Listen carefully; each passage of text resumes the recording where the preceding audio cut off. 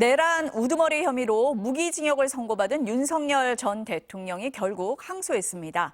사형을 구형했던 내란 특검 역시 1심 재판부의 판단을 바로잡겠다며 항소하기로 했는데요.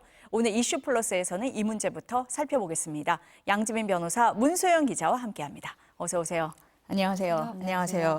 문 기자, 윤석열 전 대통령 측이 항소를 안 할 듯한 얘기를 하기도 했었는데 결국 항소하기로 했네요. 네, 그렇습니다. 그러니까 예. 지난주 1심 선고 직후만 해도요, 윤석열 전 대통령 변호인 측이 항소를 해야 할지, 이런 형사소송 절차를 계속 참여해야 될지 회의가 든다라고 했었고요. 윤 전 대통령도 구치소에서 직접 사법부의 독립을 담보할 수 없고 항소를 통한 법적 다툼에 회의가 든다는 입장문을 냈었습니다. 하지만 변호인단은 곧바로 이제 신경을 밝힌 것에 불과하다라고 이제 이 입장문의 의미를 축소를 했었고요. 결국 어제 항소장을 제출을 했습니다. 변호인단은 훗날 역사의 기록 앞에서도 이번 판단의 문제점을 남겨야 할 책임이 있다면서 특검의 무리한 기소 위에서 이뤄진 모순된 판단과 정치적 배경에 침묵하지 않겠다라고 주장을 했습니다. 내란 특검도 항소하기로 했죠. 네, 특검팀이 이제 12.3 내란의 목적을 국가 위기 대응이 아닌 그 장기 독재를 노린 친일 구테타다 이렇게 적시를 했었잖아요. 이를 위해서 2023년부터 비상계엄을 준비했다라고 공식장에 적혀 있습니다. 하지만 지기현 재판부는 12.3 내란을 이제 국헌문란을 목적으로 한 폭동이라고만 인정을 했을 뿐 장기 독재를 위한 친일 구테타라는 그 공소 사실은 받아들이지 않았습니다. 또 물리력 행사를 자제했다는 점을 윤 전 대통령에게 유리한 양형 사유로 꼽기도 했었는데요. 들어보겠습니다. 국회의 권능을 침해하려는 국헌문란의 목적을 가지고 군을 동원해 폭동을 일으키는 것에 해당한다. 물리력의 행사를 최대한 자제시키려 했던 사정도 보입니다. 실탄 소지나 직접적인 물리력, 폭력을 행사한 예는 거의 찾아보기 어려웠습니다. 이뿐만이 아니고요. 이제 재판부가 그 피고인들에 대한 감경 사유로 든 게 오랫동안 공무에 종사를 했었고 초범이다, 고령이다 이런 점들을 들었는데 여기에 대해서도 비판이 있었고요. 무엇보다 2023년부터 이제 내란을 계획하고 모의했다는 게 공소 사실이었는데 재판부는 비상계엄을 2024년 12월 1일에, 그러니까 이틀 전에 즉흥적으로 결심을 했다라고 봤습니다. 사실상 모의를 거의 안 했다고 본 건데요. 사전에 치밀하게 모의를 했던 것과 이렇게 우발적으로 범행한 것은 일반 형사 사건에서도 이제 양형에 큰 영향을 주기 때문에 특검은 항소를 통해서 이 부분도 이제 다퉈보기로 한 것으로 전해졌습니다. 변호사님, 지금 문 기자가 몇 가지 설명을 했습니다만 이제 항소심에 갔을 때 가장 쟁점이 될 부분 뭐라고 보십니까?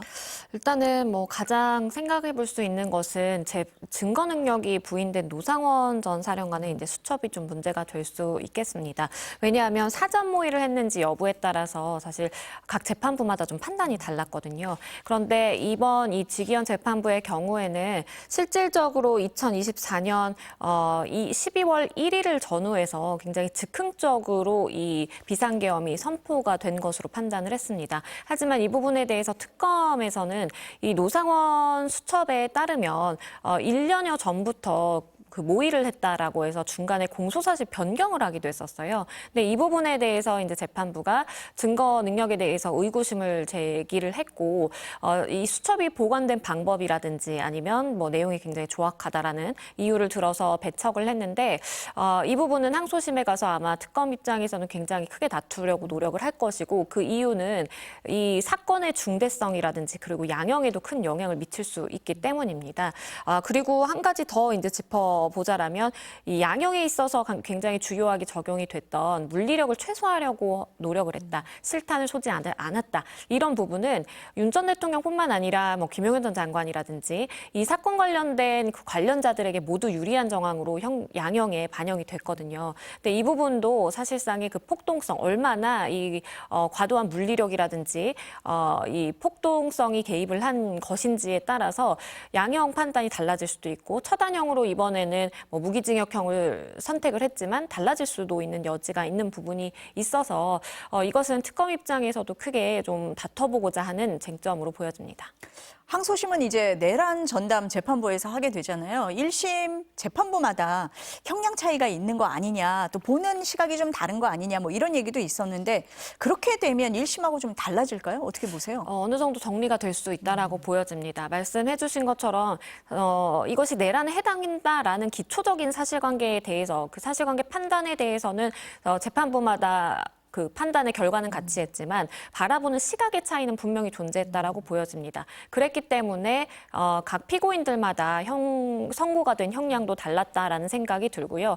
이것이 내란 전담 재판부로 올라가게 되면서 물론 이 시간적인 한계 때문에 그러니까 항소심에서 굉장히 신속하게 선고를 해야만 하는 것이 법적으로 근거가 마련되어 있기 때문에 1심에서처럼 넓은 사실관계에 대해서 다 다투는 것을 받아주지는 않을 겁니다. 문제가 되는 쟁점으로 좀 정리를 해서 추가적인 증거라든지 아니면 다툴 부분에 대해 명확히 하고 시작을 하게 될 가능성이 있겠고 그렇다면 뭐 법리적으로 다툴 부분에 한할 수 있겠고 그리고 양형 부분에 있어서도 판단이 좀 달라질 여지가 있기 때문에 서로 각 재판부마다 달리 봤던 시각은 어느 정도 좁혀질 것으로 보입니다. 어느 정도 좀 정리가 될 거다 이렇게 보시는 것 같습니다.